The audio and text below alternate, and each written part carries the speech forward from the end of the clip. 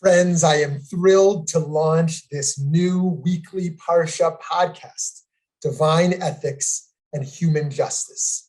This first podcast is generously sponsored by Alan and Amy Isaacson in memory of Alan's mother, Rosalind Zichrona Livracha, who passed in August, a first-generation member of the AZ Holocaust Association. Parshat Bereishit covers the beginning of the Bible through Genesis 6:8, the creation of the world through God's plan for the flood. The pinnacle of the story, as we shall see, is learning about humanity's infinite dignity. This Torah portion tells us humanity's origin story twice and from very different perspectives. The narrative in which God forms the man from dust and later fashions the first woman from the man's side, that doesn't show up until chapter 2. Bereishit 1 has it worded a bit differently. Vayomer Elohim na'aseh Adam b'tzalmenu kidmutenu v'yirdu b'dgat hayam uva'of hashemayim uvahima uvachol ha'aretz uvachol haremes haromes ala aretz. And God said, "Let us make man in our image, after our likeness. They shall rule the fish of the sea, the birds of the sky, the cattle, the whole earth, and all the creeping things that creep on earth." V'yivra Elohim et ha'adam b'tzalmo b'tzelem Elohim bara oto zachar u'nekeva bara ota. And God created man in his image. In the image of God, he created him. Male and female, he created them. This meaningful contradiction shows that in Genesis chapter 1, man and woman are created together, whereas in chapter 2, they are created separately and sequentially. Here we learn of one of the most fundamental teachings in normative Judaism, that each of us is created in the image of God. This is an existential teaching, and indeed an ontological revelation. It is precisely this dimension of our creation that is constitutive of our humanity. Being created in the image of God is what makes us most distinctly human. According to Pirkei Avot, the ethics of the fathers, Rabbi Akiva says, "Beloved is man, for he was created in the image of God. Especially beloved is he, for it was made known to him that he had been created in the image of God." Friends, all of this makes us wonder, what does that even mean to be created in the image of God? We don't exactly know what God looks like after all. So what makes the human being godly? Is it our speech, our face, our cognition, our freedom? What makes humans different from animals on the one end, and yet different from angels on the other end? The fact that man is created in the image of God is the basis of the Torah. Rabbi Avraham Yitzchak HaKohen Kook writes at the very beginning of his work, for the perplexed of the generation, he writes, "The main character of the image is the complete freedom that we find in man by virtue of which he possesses free will. This is the intellectual basis of the entire Torah, upon which all actions rest." In short, if Judaism is about learning how to choose between right and wrong, life and death, the ability to make these choices comes to us from the image of God, is what Rav Kook is teaching. The medieval commentator Rashi gives the concept Tselem Elokim, the image of God, a visceral, physical component. He explains the image of God, Tselem Elokim. By the way, it's my practice to say Elokim to avoid pronouncing one of God's sacred names unnecessarily, as meaning that humanity was the only creation God saw as special enough to create with God's own hands.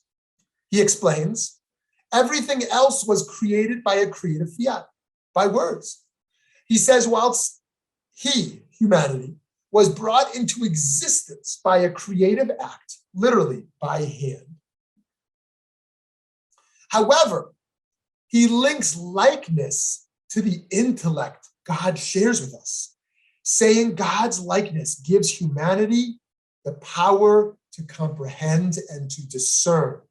Because, as we saw, humans were not only created in the divine tselem, in the image, but also in the divine demut, likeness. The scientific community has a degree of agreement with Rashi on this matter, as Homo sapien, the taxonomical name for the human species, means in Latin, wise man. Maimonides, the Rambam, takes the view that our intelligence is the image and likeness of God a step further.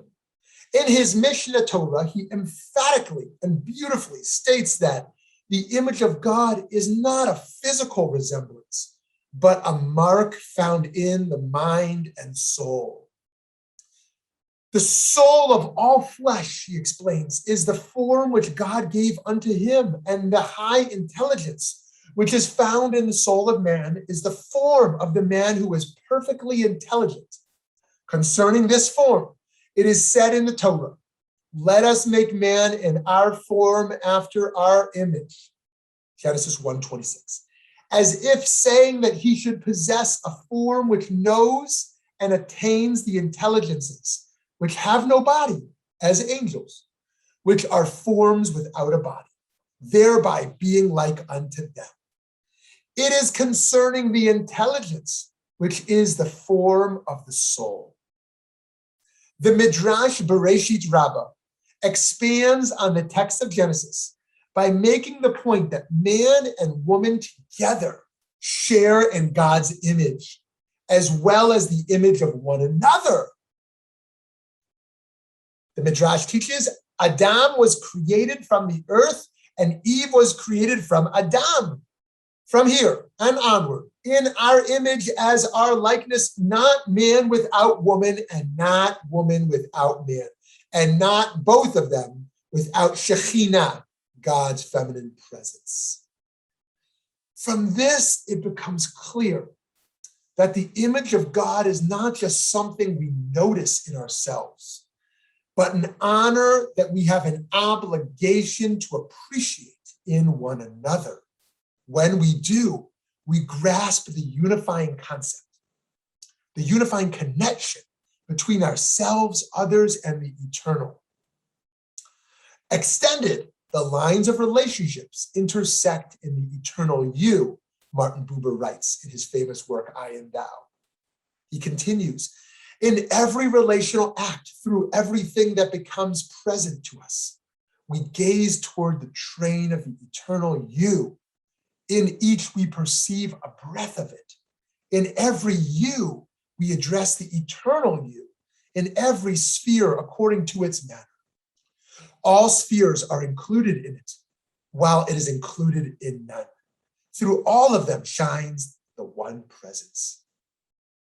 In our era, Rabbi Dr. Yitz Greenberg interprets Tractate Sanhedrin to identify three intrinsic dignities that the image of God bestows on every human.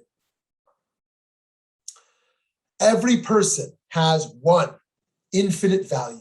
Two, every person is equal.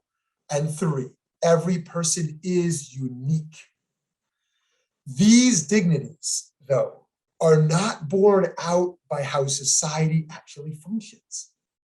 In a world where healthcare is not universal, inequality of quality of life runs rampant, and racism, sexism, and other prejudices deny the divine spark in each individual, it is humanity's responsibility to make real the recognition of the image of God. We believe that life itself can win out, Greenberg said on the Judaism Unbound podcast in 2018. It should win out over all the enemies of life, things like poverty or hunger or oppression or degradation or war. These are all things that Judaism teaches can and should be overcome. It'll take a tremendous effort, but that's what humans are supposed to do. Rav Yitz. We are all called to pursue justice in order to defend the dignity of God and the other. A God invisible means not only a God unimaginable, but a God accessible in justice. The philosopher Emmanuel Levinas writes in Totality and Infinity. The work of justice, the uprightness of the face-to-face, is necessary in order that the breach that leads to God be produced. And vision here coincides with the vision, with this work of justice. Emmanuel Levinas. As with many subjects, the Jewish tradition gives a plethora of options for how one can understand the meaning of B'Tselem Elokim, that we are created in the image of God. Whatever it is, it applies to every last one of us, Rabbi Danya Rutenberg wrote in June on her Substack site called Life is Sacred text. She writes, including migrant families desperately seeking asylum and safety, including vulnerable people victimized by predatory loans, including trans teens trapped in states legislating away their healthcare access, including lonely, desperate people being radicalized by internet chat rooms, including politicians who let their vote be driven by money from corporate interests, including workers in agricultural fields forced to labor in exploitative conditions. Friends, throughout the Torah, as we will learn together in this podcast, we'll see countless examples of how the obligation to uphold the dignity of all people is at the very center of the Jewish project. I look forward to learning with you.